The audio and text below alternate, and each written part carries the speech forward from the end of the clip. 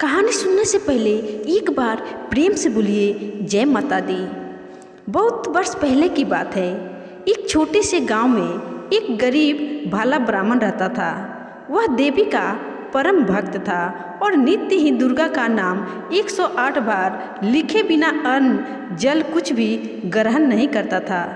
संपन्न परिवारों में शादी ब्याह या फिर अंतिम संस्कार करवाना ही उसकी जीविका का एकमात्र साधन था। परंतु रोज तो गांव में ऐसा होता नहीं था। मुट्ठी भर पैसे से पत्नी और 4 बच्चों का पेट भरना आसान नहीं था।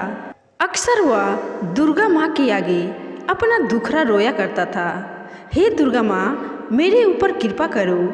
एक बार जब उसे और उसके पूरे परिवार को कई दिनों तक भूखे रहना पड़ा तो ब्राह्मण वन में गया और वहां जाकर फूट फूट कर रोने लगा। हे दुर्गा माँ, कब मेरे दुख दूर करोगी? मेरा परिवार कई दिनों से भूखा है और अब मुझसे उनका दुख बर्दाश्त नहीं हो रहा है। उनका भरण पोषण करने में मेरी सहायता करो। जब ब्राह्मण रो रो कर प्रार्थना कर रहा था, तभी वहां देवी दुर्गा और भगवान शिव अपने भक्तजनों का कुशल क्षेम जानने के लिए विचरण कर रहे थे। देवी ने ब्राह्मण के रोने की आवाज़ सुनी और भगवान शिव को उसका पूरा हाल सुना डाला। हे कैलाशपति, कृपा करके इस ब्राह्मण को एक ऐसी हांडी दीजिए जिसमें मुर्गी का अक्षुण्ण भंडार हो। भगवान शिव ने तुरंत ही एक हांडी देवी के सामने धर दी।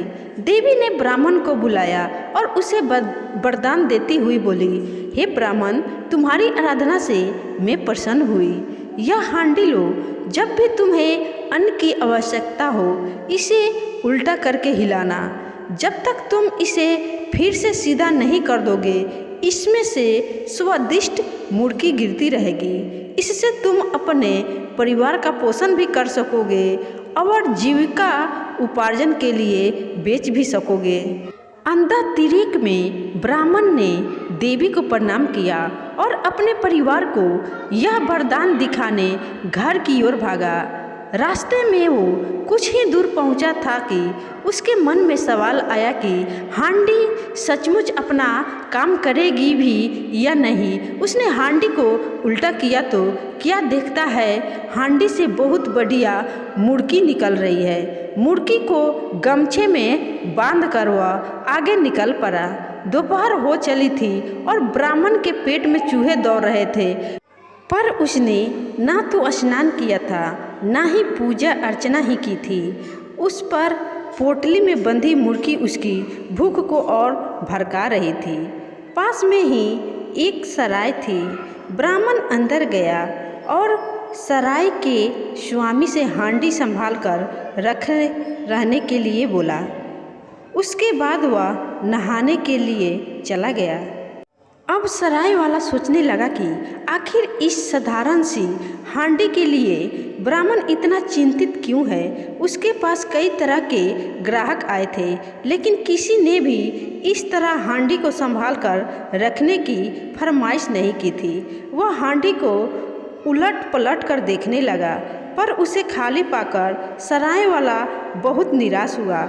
लेकिन जैसे ही उसने हांडी को उल्टा करके हिलाया, उसमें से बहुत सी मुर्गी गिरने लगी।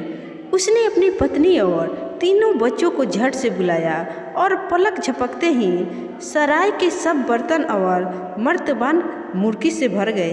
अब तो सराय वाले के दिल में खोट आ गई। उसने सोचा क्यों ना वह जादुई हांडी उसकी हो जाए। फिर उसने दिव्य हांडी के स्थान पर बिल्कुल वैसे ही साधारण हांडी रख दी। इसी बीच ब्राह्मण अपने नित्य कर्म और पूजा पाठ से निवृत्त हो गया। उसने अपने गमछे में से नर्म नर्म मुर्गी निकाली और आनंद पूर्वक खाने लगा। उसके बाद सराय वाले से वह बदली हुई हांडी लेकर खुशी खुशी अपने घर की ओर चल पड़ा। घर पहुंचकर उसने अपनी पत्नी और बच्चों को माँ दुर्गा के वरदान के बारे में बताया, लेकिन किसी को भी उसकी बात पर विश्वास नहीं हुआ। उन्हें लगा कि गरीबी और भूख से ब्राह्मण का दिमाग फिर गया है और जब हांडी में से मुदकी का एक भी दाना नहीं निकला तो उनका संशय सच में बदल गया। ब्राह्मण बहुत दुखी हुआ। सराय में मालिक की चाल उसकी समझ में आ गई। वह उल्टे पैर सराय पहुंचा, पर सराय वाला बात से अनजान होने का नाटक करने लगा और उसने ब्राह्मण को वहां से भगा दिया। ब्राह्मण फिर से जंगल पहुंचा और दुर्गा मैया से प्रार्थना करने लगा, हे माँ, तेरा दिया हुआ प्रसाद चोरी हो गया है, तेरा भक्त लूट गया, माँ मेरी सहायता करो। माँ दुर्गा और भगवान शिव ने फिर से ब्राह्मण पर कृपा की। उसे एक और हांडी देते हुए बोले, जाओ भक्त, इस हांडी का सदुपयोग करना और इसे संभाल कर रखना। ब्राह्मण घर की ओर चल पड़ा, पर बीच रास्ते में ही रुक गया, यह देखने के लिए कि इस बार हांडी में से क्या निकलेगा। उसने हांडी को उल्टा किया, पर इस बार उसमें से भोजन की जगह भयानक दिखने वाला राक्षस निकलकर उसे पीटने लगे। अचंभित ब्राह्मण को देवी के इस वरदान का अर्थ समझ में आ गया और हांडी को सीधा करके वह एक बार फिर सराय जा पहुंचा। सराय वाला ब्राह्मण को देखकर बहुत प्रसन्न हुआ। ब्राह्मण ने फिर से उसे अपनी हांडी सौंपी और उसे ध्यानपूर्वक रखने के लिए बोला। इतना कहकर ब्राह्मण नहाने चला गया। ब्राह्मण के जाते ही सराय वाले ने अपने परिवार को बुलाया। सबने मिलकर हांडी को उल्टा किया। उन्हें आशा थी कि इस बार तो मिठाई निकलेगी, लेकिन जब मिठाई की जगह भयंकर राक्षसों ने उन्हें पीटना शुरू कर दिया तो उनकी सारी खुशी हवा हो गई। ब्राह्मण निवृत्त होकर जैसे ही वापस आया, सराय के मालिक ने उसके पैर पकड़ लिए और क्षमा याचना करने लगा। ब्राह्मण ने अपनी दिव्य हांडी वापस मांगी और इस दूसरी हांडी को सीधा करके राक्षसों से मुक्ति दिलाई। प्रसन्नचित्त ब्राह्मण दो हांडियाँ लेकर घर पहुंचा। खुशी खुशी उसने दोनों हांडियाँ अपने परिवार को दिखाई। उसके बाद सबने मज़ेदार मुदकी से अपनी भूख शांत की। अगले दिन ब्राह्मण ने मुदकी की दुकान शुरू कर दी। देखते ही देखते उस दुकान के चर्चे दूर दूर तक होने लगे। उसने अपने लिए एक पक्का घर भी बना लिया। आखिरकार गरीबी और फाकों के दिन समाप्त हो गए। पर कहते हैं ना कि समय बदलते देर नहीं लगती। ब्राह्मण के भी गरीबी समाप्त हो गए थे, लेकिन पहली बार तो वह उस राक्षस वाली हांडी से बचकर आ गया था। लेकिन कुछ दिनों के बाद हुआ कुछ यूं कि उसके बच्चे ने गलती से दूसरी हांडी को उल्टा कर दिया। जब ब्राह्मण घर पहुंचा तो राक्षस धरेले से उसके बच्चों की धुलाई कर रहा था। उसने लपक कर हांडी को सीधा किया और उसे संभाल कर रख दिया, पर दूसरी बार उसके आने में देर हो गई। छीना झपटी में बच्चों के हाथ से वह दिव्य हांडी छूटकर टुकड़े टुकड़े हो गई। एक बार फिर बड़े ही भारी मन से ब्राह्मण ने माँ दुर्गा और भगवान शिव को स्मरण किया। दोनों ब्राह्मण के समक्ष प्रकट हुए और उसकी दुख भरी कहानी सुनकर उसे एक और हांडी दे डाली। और फिर भगवान शिव और दुर्गा माता ने कहा कि इसके बाद और कोई हांडी नहीं है। फिर ब्राह्मण ने उन्हें प्रणाम किया और घर भागा। घर पहुंचकर अपनी पत्नी और बच्चों के सामने उस नई हांडी को उल्टा किया और इस बार मुदकी की जगह हांडी में से संदेशों की बरसात होने लगी। गोल गोल चांद के टुकड़े जैसी संदेश मिठाई देखकर ब्राह्मण के परिवार के मुंह में पानी आ गया। उनकी खुशी का ठिकाना ना था। ब्राह्मण ने मिठाई की दुकान खोल ली और उसके स्वादिष्ट संदेशों की खबर आग की तरह फैल गई। उसके बाद आसपास के सभी गांवों में शादी विवाह का कोई भी शुभ अवसर उसकी दुकान की मिठाइयों के बिना अधूरा रहता था। फिर ब्राह्मण की दिन दुगनी उन्नति से गांव के जमींदार को ईर्ष्या हुई। उसने भी उस चमत्कारी हांडी के बारे में बहुत सुना था।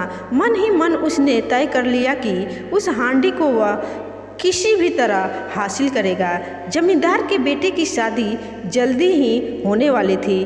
इस अवसर पर उसने कई लोगों को आमंत्रित किया और ब्राह्मण से भी कहा कि वह अपने साथ अपनी हांडी लेता आए, जिससे मेहमानों की खातिरदारी मज़ेदार संदेशों से की जा सके। ब्राह्मण को जमींदार की नीयत पर शक तो हुआ, पर उसे मना करना भी मुश्किल था। आखिर वह जमींदार था। जैसे ही ब्राह्मण की हांडी से संदेश के 1000 टुकड़े निकले, जमींदार ने उसके हाथ से हांडी छीन ली। उसने ब्राह्मण को खूब बुरा भला कहा और उसे वहाँ से भगा दिया। ब्राह्मण कुछ ना कर सका और बेचारा चुपचाप घर लौट आया। उसकी अक्ल काम ही नहीं कर रही थी। जैसे ही उसने माँ दुर्गा का स्मरण किया, उसे दूसरी हांडी की भी याद आ गई। कांपते हाथों से उसने हांडी निकाली और विवाह में लौट आया। वहाँ पहुंचकर उसने हांडी उलट दी। हांडी उलटते ही उससे राक्षसों की बारिश होने लगी, जो जमींदार और उसके चेले चपाटों को मारने के लिए दौड़ पड़े। राक्षसों ने जमींदार को दौड़ा दौड़ा कर छठी का दूध याद दिला दिया। थक हार कर वह ब्राह्मण से क्षमा मांगने लगा और फिर उसकी हांडी भी लौटा दी। उसके बाद ब्राह्मण अपने परिवार के साथ प्रसन्नतापूर्वक दिन बिताने लगा।